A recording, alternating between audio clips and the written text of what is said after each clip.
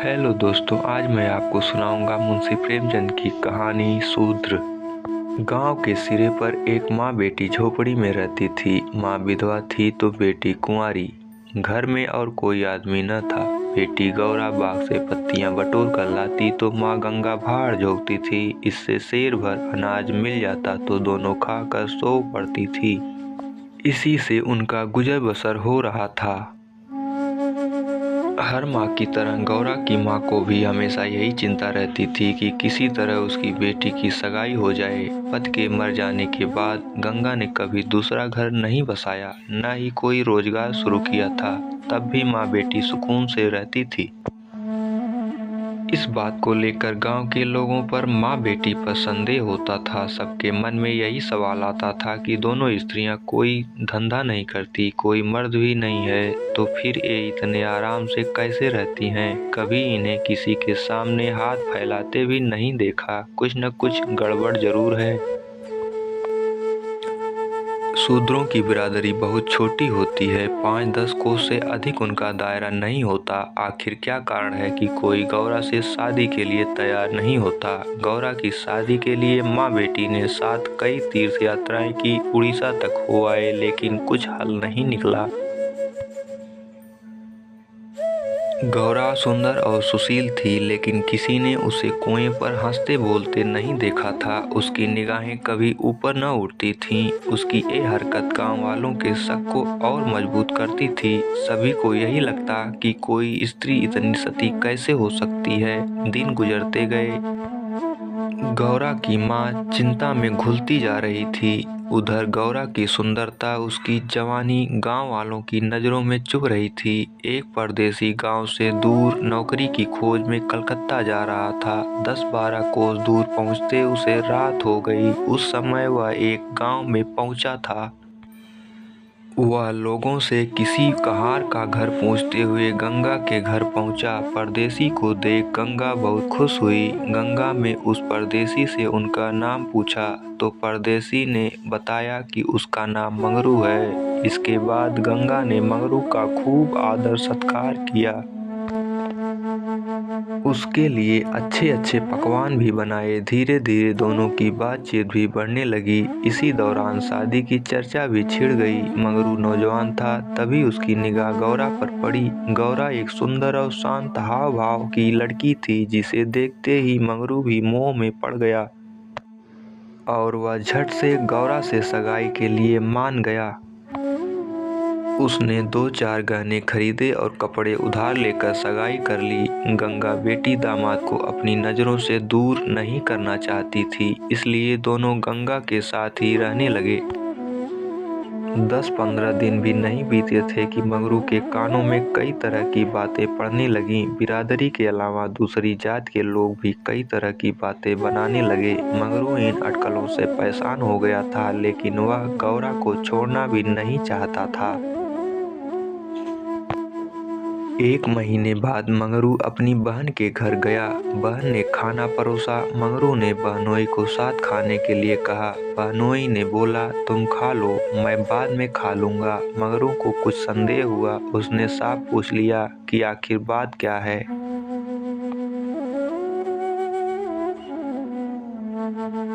बहनोई बोला, मैं तुम्हारे साथ नहीं खा सकता। तुमने बिरादरी से बाहर शादी की है, किसी से न कुछ पूछा न कुछ बताया। जब तक पंचायत नहीं होगी मैं तुम्हारे साथ उठ बैठ नहीं सकता। तुम्हारी हरकत की वजह से मैं समाज से रिश्ता नहीं खत्म कर सकता।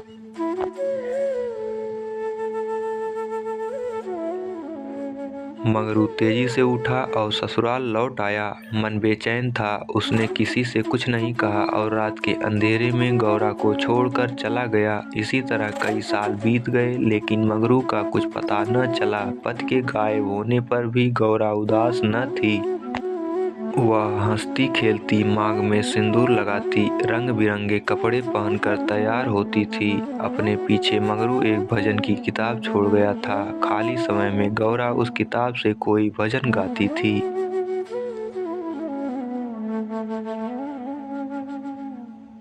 पहले गौरा गांव की औरतों से ज़्यादा मिलती जुलती नहीं थी। दरअसल उसके पास उन स्त्रियों से बात करने के लिए कोई विषय ही नहीं होता था। गौरा के पास अब गृहस्थ जीवन की ढेरों बातें थीं जिसकी चर्चा वह गली मोहल्ले की औरतों के साथ करती थी। वह सभी को बताती कि मंगरू कितना अच्छा सहनशील है। तभी वहाँ मौजूद एक स्त्री ने पूछ लिया, गौरा, मंगरू तुम्हें छोड़कर क्यों चला गया? गौरा कहती, मर्द कभी ससुराल में रह सकता है भला? बाहर जाकर पैसे कमाना ही मर्द का असली काम है। वही जब कोई गौरा से ये सवाल करता कि मंगरू खत क्यों नहीं लिखता, इस पर गौरा मुस्कुरा कर कहती, अपना ठिकाना बताने से डरते हैं, जानते हैं कि गौरा सामने आ पहुंचेगी। सच कहूं तो मैं उनके बिना एक दिन भी नहीं रह सकती। एक सहेली बोली, तेरी बात हम नहीं मानते, जरूर मंगरू और तेरी लड़ाई हुई होगी, तभी इसी तरह बिना बताए वह तुझे छोड़कर चला गया। गौरा बोली, बहना, अपने भगवान से भी भला कोई लड़ता है क्या? जिस दिन ऐसी नौबत आई मैं कहीं जाकर डूब मरूंगी। कई दिनों बाद कलकत्ता से एक आदमी आया और गंगा के घर रुका। इत्तेफाक से वह मंगरू का पड़ोसी निकला। उसने कुछ पैसे और 2 साड़ियाँ गौरा के हाथ में थमाई और बोला कि मुझे मंगरू ने तुम्हें लेने भेजा है। ये सुनते ही गौरा की खुशी का ठिकाना न रहा। वह फटाफट जाने के लिए तैयार हो गई। गांव की औरतों से मिल आई और सबको अपने जाने की खबर दे आई। बेटी के जाने से गंगा मायूस थी लेकिन साथ ही खुश भी थी। रास्ते भर गौरा के मन में हजारों अच्छे बुरे ख्याल आते रहे। बीच बीच में उसे अपनी माँ के अकेलेपन की भी याद आ जाती। डर सताता कि बेचारी अम्मा अकेले कैसे रहेगी, सारा काम अकेले करना पड़ेगा, बूढ़ी दिन भर रोती रहेगी। इसी उधेड़-बुन में रास्ता कट गया। लगभग 3 दिनों बाद गाड़ी कलकत्ता स्टेशन पहुंची। गौरा का दिल जोर से धड़क रहा था। वह प्लेटफार्म पर उतरकर मंगरू का इंतजार करने लगी। बूढ़ा बोला, मैंने आसपास सभी जगह देख लिया लेकिन मंगरू तो कहीं दिखाई नहीं दे रहा है, शायद अब तक आया नहीं है। गौरा घबरा गई। तभी बूढ़ा बोला, चलो हम डेरा पर चलते हैं। उसे मालूम न था कि हम कौन सी गाड़ी से आ रहे हैं। ऐसे में भला उसकी राह देखने से कोई फायदा नहीं। गौरा बात मान गई और दोनों तांगे पर सवार होकर चल दिए। यह पहली बार था जब गौरा गांव से बाहर निकली थी। उसकी आंखें इधर उधर चीजों को निहारने में लगी हुई थीं। अचानक तांगा एक सुंदर और विशाल भवन के सामने रुका। गौरा उतरी और तेजी से सीढ़ियों के सहारे ऊपर चढ़ने लगी। मंगरू से मिलने की थोड़ी भी देरी उससे बर्दाश्त नहीं हो रही थी। तभी बूढ़े ने पहली मंजिल के एक कमरे की ओर इशारा करते हुए कहा, यह मंगरू का कमरा है, जाओ, वह अंदर ही पड़ा होगा। गौरा अंदर गई लेकिन कमरे में कोई न था। कोने में खाट और 4-5 बर्तन पड़े हुए थे। वह बाहर आई और बूढ़े को बताया। बूढ़ा बोला, मंगरू काम पर गया होगा, शाम को लौटेगा, यहाँ वह किराए पर रहता है। कमरे में मंगरू को न पाकर गौरा थोड़ी मायूस हो गई लेकिन शाम को मिलने की सोचकर मुस्कुराई और साफ सफाई में लग गई। उसने कमरे में झाड़ू लगाया, बर्तन धोए, नहा धोकर शाम का इंतजार करने लगी। राह देखते देखते देर शाम हो गई लेकिन मंगरू का अब तक कोई पता न था। गौरा का मन फिर घबराने लगा। घना अंधेरा छा गया था परंतु कमरे में एक दीपक तक न था। जब भी किसी की आहट होती तो गौरा को लगता मंगरू आया होगा लेकिन दरवाजे पर कोई दस्तक न होती थी। कुछ देर बाद दस्तक हुई। गौरा दौड़ी और दरवाजा खोला। सामने बूढ़ा खड़ा था। गौरा बोली, वो अब तक आए क्यों नहीं? बूढ़ा बोला, अभी मैं मंगरू के दफ्तर से ही लौटा हूँ। साहब ने बताया कि मंगरू का ट्रांसफर हो गया है। मंगरू ने साहब से कई मिन्नतें की लेकिन किसी ने उसकी एक न सुनी और दूसरी जगह भेज दिया। मैं दफ्तर से उसका नया पता ले आया हूँ। कल सुबह तुम्हें जहाज पर बैठा दूंगा, फिर तुम अपने मंगरू के पास चली जाना। गौरा घबरा कर बोली, जहाज में? कितने दिन का सफर होगा? बूढ़े ने कहा, कम से कम 8 से 10 दिन तो जरूर लगेंगे, लेकिन घबराओ मत, तुम्हें कोई परेशानी नहीं होगी। तय बात के मुताबिक अगले दिन गौरा बूढ़े के साथ मंगरू के पास जाने के लिए निकली। बूढ़े ने उसे जहाज पर बैठाया और विदा किया। जहाज जैसे जैसे किनारे से अलग हो रहा था, वैसे वैसे गौरा को लग रहा था कि अब उसकी अम्मा, गांव सब पीछे छूट रहा है।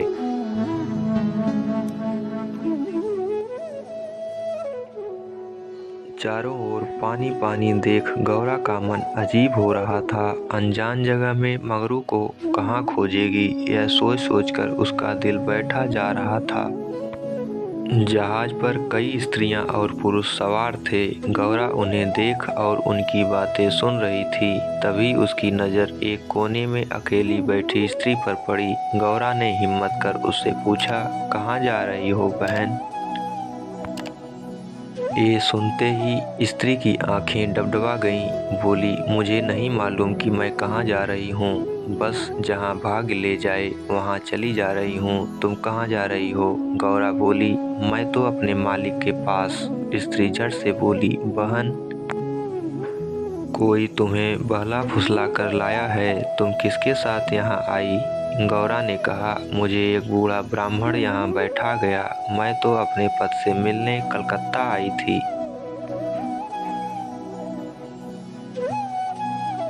स्त्री बोली, किनारे पर जो लंबा दुबला पतला सा बूढ़ा था जिसकी एक आंख फूली हुई थी, वही?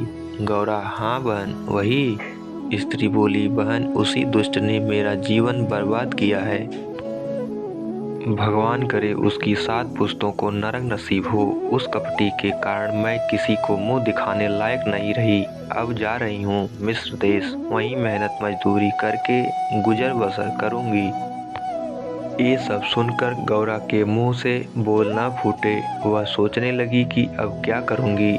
उसे अपनी माँ, अपने गांव, सहेलियों की याद आने लगी। कुछ क्षण बाद हिम्मत करके बोली, अब क्या करें बहन? स्त्री बोली, अब यह तो वहां पहुंचने के बाद ही मालूम चलेगा। यह कहते कहते वह जोर जोर से रोने लगी और अपना दुख बताने लगी।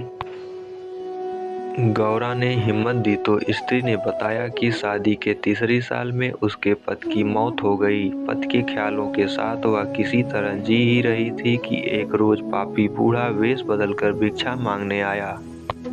उसने सन्यासी का रूप धारण किया हुआ था। मैं उसके जाल में फंस गई और आज मेरी यह दुर्दशा है। इसने मुझे पति से मिलवाने का लालच दिया। मैं बेवकूफ़ पति से मिलने की चाह में इस बहुरूपिया की बात में फंस गई और इसके साथ चल दी। आगे की कहानी मुझे नहीं मालूम। अगले दिन जब मुझे होश आया तो मैं घर भी नहीं लौट सकती थी। अब बूढ़ा मुझे यहाँ ले आया और जहाज पर छोड़ गया है। स्त्री की बातें सुनकर गौरा को समझ नहीं आ रहा था कि वह क्या प्रतिक्रिया दे। वह बिल्कुल मौन हो गई थी। मंगरू से मिलन का सपना एक झटके में टूट गया था। गौरा को इस हाल में देख स्त्री बोली, भगवान पर भरोसा और साहस रखो बहन। हिम्मत पाकर गौरा बोली, मुझे अब तुम्हारा ही सहारा है। मैं और तुम दोनों अब साथ ही रहेंगे।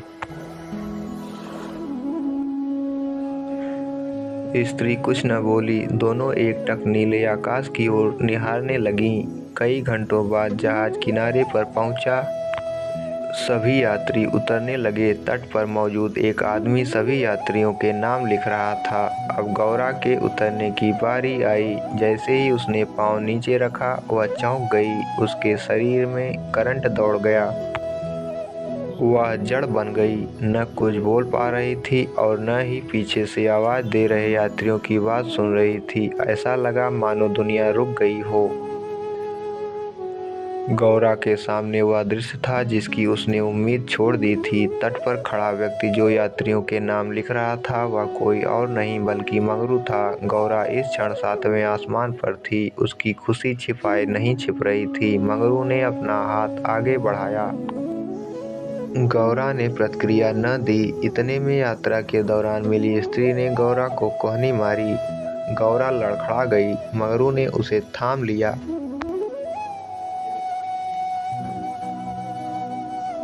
स्त्री, क्या हुआ?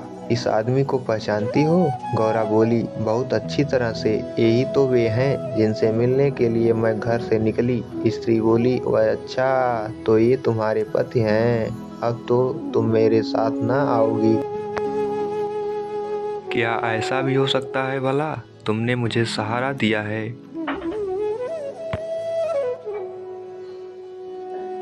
मंगरू इन दोनों से दूर अपने काम पर लगा हुआ था। वह यात्रियों से जानकारियां जुटाने में व्यस्त था। गौरा कोने में खड़ी मंगरू को निहार रही थी। कुछ देर बाद उसका काम खत्म हुआ और वह गौरा के पास आया। मंगरू, तुम कौन हो? क्या नाम है तुम्हारा और कहाँ से आई हो? गौरा मंद मंद मुस्काई और बोली, गौरा नाम है हमारा, मदनपुर बनारस से आए हैं। मंगरू ने उसका हाथ थाम लिया और आंखों में आंसू लिए बोला, भला तुम यहाँ आई कैसे? गौरा ने उसके आंसू पोंछे और चौंक कर बोली, तुमने ही तो बुलावा भेजा था, सो मैं आ गई। मंगरू को समझ नहीं आया कि गौरा क्या कह रही है। उसने बोला, मैंने कब बुलावा भेजा? भला मैं तो पिछले 7 सालों से यहाँ कैद हूँ, चाहकर भी घर नहीं जा सका। गौरा घबरा कर बोली, तुमने बूढ़े को नहीं भेजा था मुझे लाने के लिए? मंगरू बोला, बिल्कुल नहीं। गौरा का मन छोटा हो गया।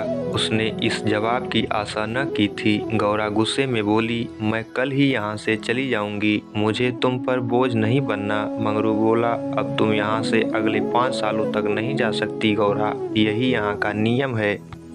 गौरा बोली, ठीक है, फिर मैं अलग रहकर अपना पेट पाल लूंगी, लेकिन तुम पर भार न बनूंगी। मंगरू बोला, तुम मेरे लिए कभी बोझ नहीं हो सकती गौरा। तुम सती हो, देवी हो। जिस बूढ़े आदमी ने तुम्हें बहकाया उसी ने मुझे भी यहाँ भेजा है। आओ मेरे साथ, मेरे ठिकाने पर चलो, वहाँ आराम करना, फिर आगे बातें होंगी। यह स्त्री कौन है तुम्हारे साथ? गौरा बोली, यह मेरी सहेली है, यात्रा के दौरान जहाज पर मिली। इसका यहाँ कोई न है, अतः यह मेरे साथ ही रहेगी। मंगरू मान गया। तीनों लोग पैदल चल दिए। तभी सामने से 2 लंबे चौड़े शरीर के आदमी आते दिखाई दिए। मंगरू के पास आकर दोनों आदमियों ने बोला, आज से ये दोनों औरतें हमारी। मंगरू के क्रोध का ठिकाना न था। मंगरू चिल्लाकर बोला, ये दोनों मेरे घर की स्त्रियां हैं, इन पर आंख तक न डालना। दोनों आदमी ठहाके लगाकर हंस पड़े। मंगरू का गुस्सा और बढ़ गया। तभी एक आदमी गौरा की ओर बढ़ा और उसका हाथ पकड़ने की कोशिश करने लगा। मंगरू चिल्लाया, छूना मत वरना अच्छा नहीं होगा। दोनों आदमी सहम गए और बाद में देख लेने की धमकी देकर आगे निकल गए। मंगरू बोला, इसलिए मैं कह रहा था कि ये जगह तुम जैसी औरतों के लिए नहीं है। अचानक सामने से एक अंग्रेज आ पहुंचा। उसने मंगरू से कहा, जमादार, ये दोनों औरतें आज से मेरे कोठे में रहेंगी। मंगरू ने हाथ जोड़ लिए, बोला, साहब, यह मेरे घर की औरतें हैं, इन्हें जाने दीजिए। अंग्रेज बोला, झूठ मत बोलो तुम। गौरा की ओर इशारा कर उसने कहा, इसको हमारी कोठी में भेज दो।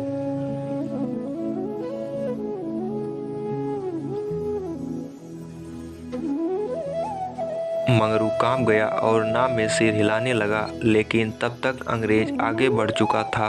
साहब की बात पर अमल करना जमादार का काम था। मंगरू समझ नहीं पा रहा था कि वह क्या करे। आखिरकार रास्ता खत्म हुआ। सामने मजदूरों के रहने के लिए मिट्टी के घर बने थे। बाहर दर्जनों की संख्या में स्त्री और पुरुष बैठे थे। सभी गौरा और सखी को गंदी नजरों से घूर रहे थे। किसी तरह नजर बचाकर मंगरू दोनों औरतों को घर ले गया और खुद दरवाजे पर बैठा रहा। दोनों स्त्रियां कमरे के भीतर अपने भाग्य को कोसती तो मंगरू दरवाजे पर बैठा रखवाली करता रहा। किसी तरह रात बीती। अगले रोज दिन किसी तरह कट गया। रात के तकरीबन 10 बजे दरवाजे पर दस्तक हुई। मंगरू निकला तो देखा सामने सिपाही खड़ा है। सिपाही बोला, चलो, तुम्हें साहब ने बुलाया है। मंगरू बोला, भाई, तुम हमारे देश के आदमी हो, मुझ पर मुसीबत आन पड़ी है, मदद करो। जाओ, साहब को कह दो कि मंगरू घर पर नहीं है। सिपाही बोला, ना बाबा, वह बहुत गुस्से में है, मैं ऐसा कुछ नहीं कह सकता, तुम साथ चलो। मंगरू के पास कोई चारा न था, वह सिपाही के साथ निकल गया। मंगरू को सामने देख साहब जोर से चिल्लाया, वह औरत कहाँ है? कल तुम उसे मेरे कोठे पर क्यों नहीं लाए? मंगरू ने हाथ जोड़ लिए और बोला, वह मेरी पत्नी है साहब। साहब बोला, वह दूसरी कौन थी फिर? मंगरू मालिक, वह मेरी बहन है। साहब गुस्से में बोला, हम कुछ नहीं जानते हैं, तुम उन दोनों में से किसी एक को लेकर आओ जल्दी। मंगरू साहब के पैरों में गिर गया और रोने लगा, लेकिन साहब का दिल नहीं पसीजा। उसने आदेश दिया, जल्दी एक स्त्री को लेकर आओ वरना तुम्हें कोड़े पड़ेंगे। मंगरू कोड़े खाने को तैयार हो गया। साहब नशे में था, उसने न आव सोचा न ताव। हंटर निकाला और कोड़े बरसाने शुरू किए। मंगरू की चीख निकल आई। साहब उसे लगातार कोड़े मारते रहे, लेकिन वह अपने घर की औरतों की इज्जत देने को तैयार न हुआ। उसने अपने प्राण त्यागना बेहतर समझा।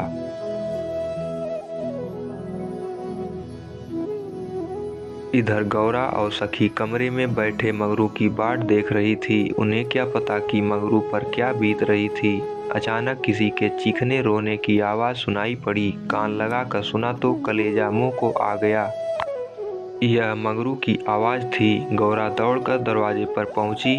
मंगरू की आवाज़ सुनकर उससे रहा न गया तो आवाज़ के पीछे दौड़ गई।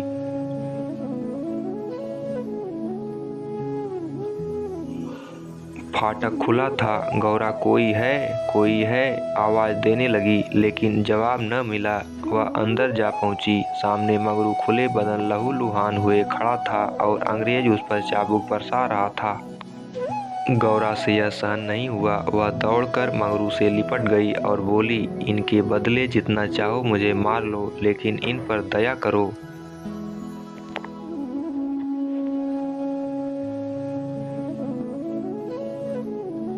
अंग्रेज खुश होकर गौरा से बोला, तुम यहाँ मेरे पास रहोगी तो मैं इसे छोड़ दूंगा। गौरा बहुत असहाय महसूस कर रही थी, कुछ न बोली। वहीं मंगरू दर्द से करा रहा था। जिस साथ के लिए वह यह सब कर रहा था, उसकी आंखों के सामने वह उससे छूट रहा था।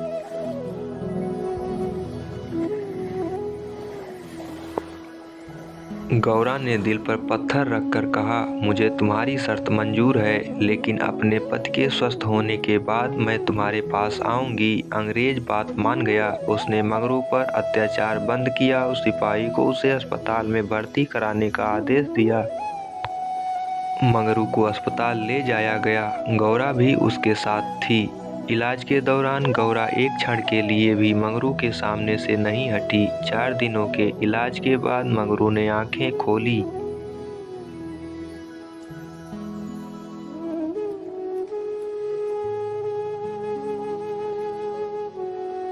तय शर्त के मुताबिक अब गौरा को मंगरू का साथ छोड़ अंग्रेज के पास जाना था। यह उसे मंजूर नहीं था। ऐसे में उसने मरना बेहतर समझा। अस्पताल के बाहर नदी की धार बह रही थी। गौरा जाकर उसमें कूद पड़ी। आनन फानन में एक अस्पताल कर्मचारी दौड़ा मंगरू के पास आया और गौरा के नदी में कूदने की सूचना दी। मंगरू की आंखों के सामने अंधेरा छा गया। उसे कुछ समझ नहीं आया। दौड़कर नदी के सामने पहुंचा और छलांग मार दी। जीते जी जो कभी साथ नहीं रह पाए, अब वे दोनों परलोक की यात्रा में साथ जा रहे थे। तो दोस्तों, शूद्र कहानी से हमें यह सीख मिलती है कि व्यक्ति को अपना मन साफ और सच्चा रखना चाहिए। किसी कार्य को करने के पीछे यदि आपकी नीयत नेक होती है तो नीयत आपके साथ कभी बुरा नहीं करेगी। तो दोस्तों, ये कहानी आपको कैसी लगी हमें कमेंट में ज़रूर बताएं और मेरे चैनल को लाइक, शेयर एवं सब्सक्राइब करना न भूलें। धन्यवाद। आपका दिन शुभ हो।